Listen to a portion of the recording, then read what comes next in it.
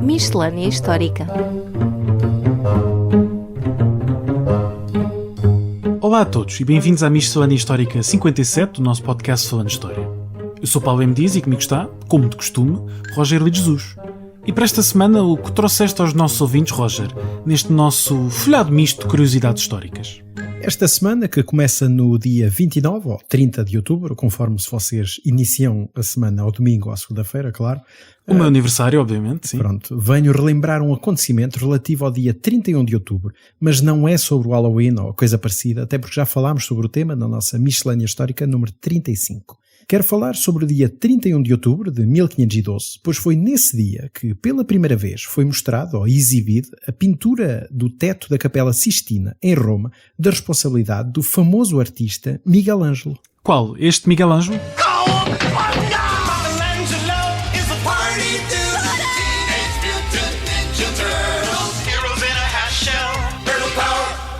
Não é efetivamente o Miguel Ângelo das Tartarugas Ninja. Então é este, não? Não, também não é o Miguel Ângelo dos Delfins. Pronto, é pena, mas de facto estamos, de qualquer dos modos, diante de uma das obras mais emblemáticas do Renascimento italiano.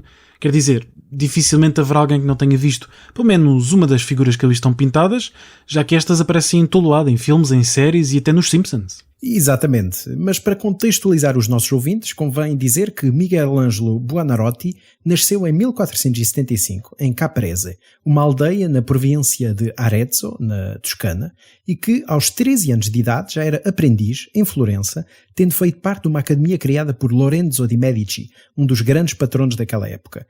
Essa época dourada de Florença foi abaixo com a morte deste Medici e com a ascensão da figura de Savonarola, o frade que pregava o fim do mundo, de que aliás já falei na Miscelânea Histórica 48. Por causa da perseguição feita às artes, Miguel Ângelo partiu para Veneza, depois Bolonha, chegando então a Roma em 1496, onde se destacou muito rapidamente. A sua famosa Pietà data de 1499, feita precisamente em Roma. Nos primeiros anos do século XVI, ele regressa a Florença, temporariamente, onde esculpe o seu famoso David, e depois disso volta a Roma, em 1505, contratado pelo Papa Júlio II para fazer o seu próprio túmulo. Isto é, o seu próprio do Papa, não é? O qual nunca foi terminado, segundo a visão do artista, até porque a partir de 1508 é recambiado para outra obra. Que é, imagino eu, o teto da Capela Sistina. Mas já agora, diga-se que a capela já existia, não é? Que é ligeiramente anterior à pintura do teto. É sim, senhora. A capela tinha sido iniciada pelo Papa Sisto IV, em 1473. Aliás, daí é que vem o nome, não é, de Capela Sistina, porque foi ordenada pelo Papa Sisto, sendo não apenas um templo religioso cristão, não é? Mas é, sobretudo, o local dos conclaves, isto é, o sítio onde os cardeais se juntam para eleger novos papas. A capela já tinha recebido pinturas nas paredes de grandes artistas da época, como Perugio, Signorelli e Botticelli, quando Miguel Ângelo começa a trabalhar numa pintura gigantesca que durará 4 anos a terminar. E não é para menos, porque estamos a falar de um espaço com cerca de 38 metros por 14 metros. Diga-se que foi, na realidade, a primeira grande experiência dele na pintura, a fresco, porque ele considerava-se escultor e dizia que a escultura, enquanto arte, era muito superior à pintura e que o que ele fazia, na realidade, era, e cito, libertar a figura prisioneira do mármore. E realmente, para uma primeira obra de pintura, ainda por cima desta dimensão, é muito impressionante. Mas teve ajudantes ou foi tudo feito por ele próprio? Ele tentou arranjar ajudantes primeiro, mas ficou muito insatisfeito com todos eles e por isso decidiu trabalhar sozinho. E deve-se praticamente à sua própria mão, não é? Feito em andaimes que ele próprio desenhou. Mas ele dizia que não tinha prática na área e duvidava muito de si. Aliás, num poema que escreveu em 1510, ele registava, num claro momento de depressão, e cito, "Não estou num sítio bom e não sou um pintor." E estamos ainda por cima a falar de uma pintura de temática religiosa. Bem, nem poderia ser de outra forma, porque até estamos no coração da cristandade. A ideia inicial era centrar o desenho à volta da figura dos 12 apóstolos, mas essa ideia foi mudando à medida que ele ia trabalhando. Por isso o que temos é um friso central, composto por 9 cenas, que vão do Gênesis, 3 momentos sobre a criação do mundo, 3 sobre a criação de Adão, de Eva e a queda, não é? A queda do paraíso. E aqui destaca, obviamente, a imagem famosíssima da criação de Adão, com a figura barbuda de Deus a estender o dedo indicador para Adão.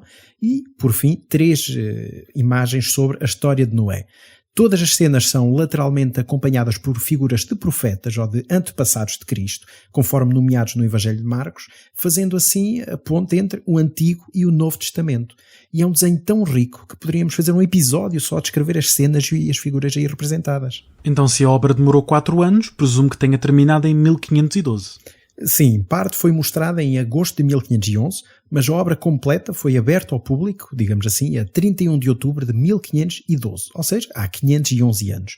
Foi, claro, um sucesso e foi a obra mais famosa do artista.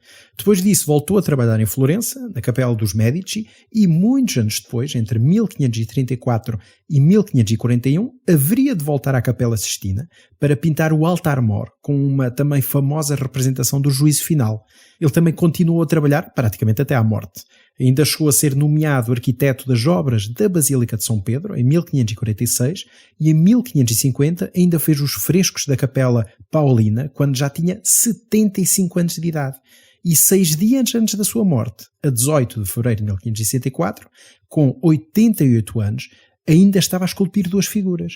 E isto entre tantas outras obras que ele realizou, quer pinturas, esculturas ou de arquitetura. Realmente uma obra bastante impressionante de um artista icónico da história do Renascimento italiano, mas que infelizmente, pelo menos para já, ainda não tive a oportunidade de ver ao vivo. Bom, eu infelizmente também não, portanto estamos aqui a falar de algo que nunca vimos, mas enfim, temos hoje em dia novos meios ao nosso dispor e portanto, olha, também vou deixar na descrição deste episódio uma visita virtual em 3D para os nossos ouvintes, enfim, seguirem o link, aliás, que é precisamente do site do próprio Vaticano e que oferece uma visita 3D virtual muito bem feita e que permite ver os detalhes da capela, do teto da capela, com um grande pormenor. Portanto, fica na descrição do nosso episódio. E se algum dos nossos ouvintes quiser pagar-nos a viagem a Roma para ver a Capela Sistina, claro, e gravar um episódio sobre este tema, claro. Teremos todo o gosto em fazê-lo. Não, se alguém nos quiser pagar, nós fazemos uma série de episódios todos sobre Roma. Portanto, estamos abertos a esse tipo de colaboração. Estejam à vontade. E tu, Paulo, do que é que nos vens falar esta semana? Olha, hoje quero falar da necrópole de Moreira de Rei,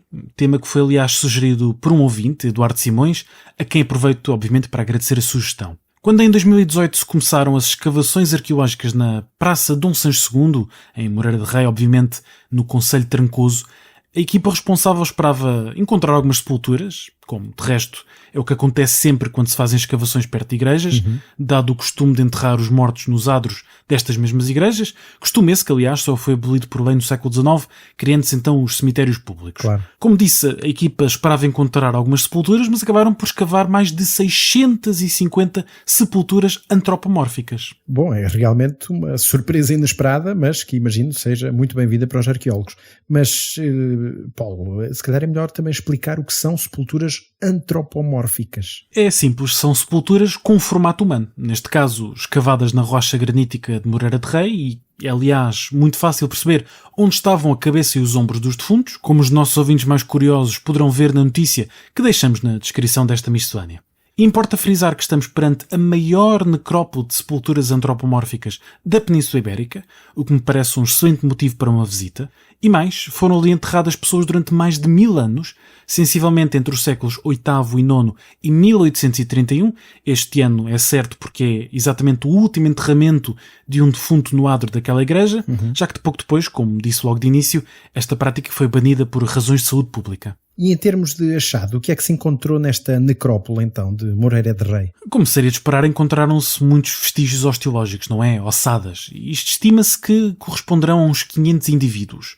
As sepulturas são quase todas de adultos, mas também se encontraram algumas de crianças, e de resto só testes mais aprofundados a estas ossadas, desde logo os testes genéticos, permitirão saber mais sobre os antigos habitantes de Moreira de Rei. Além disso, e também como é costume nestes casos, encontraram-se alguns objetos pertencentes aos defuntos, como brincos, anéis, medalhas, terços, embora em números bastante reduzidos. Daqui para a frente, alguns dos achados, bem como a informação sobre a própria necrópole, irão estar musealizados no Centro de Interpretação da Necrópole de Moreira de Rei, que virá a ser instalado precisamente na Igreja de Santa Marinha, que brevemente será requalificada para esse efeito específico. E este pode ser uma excelente iniciativa, não é, cultural, por parte do Concelho de Trancoso, aliás, o qual é de louvar. Sim, e parece-me importante que os concelhos sigam este exemplo, porque também detêm um importante papel na preservação da história nacional e é preciso ter consciência disso mesmo.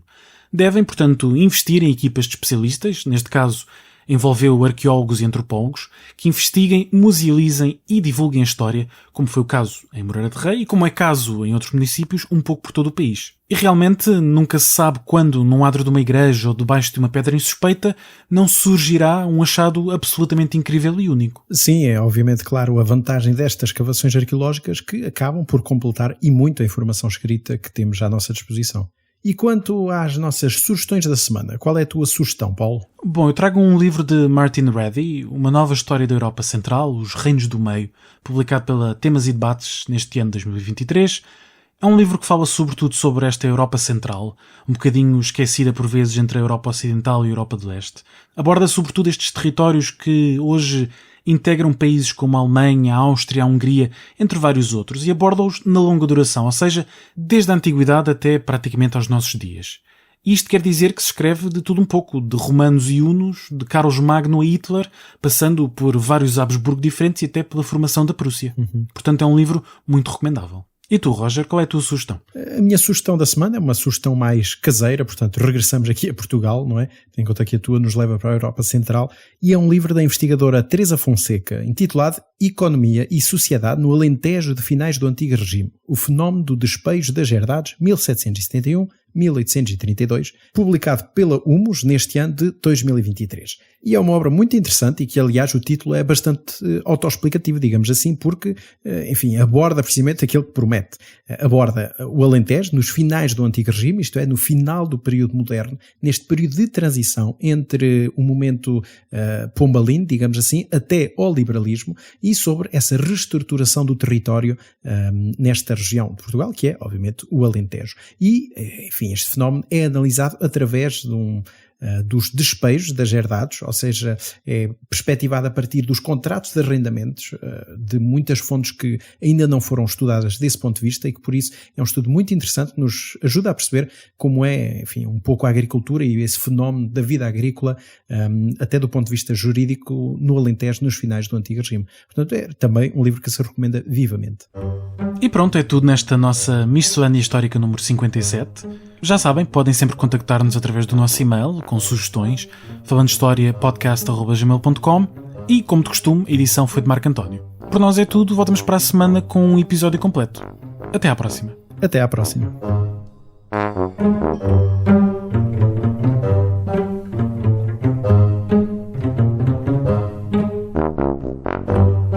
Miscelânea Histórica.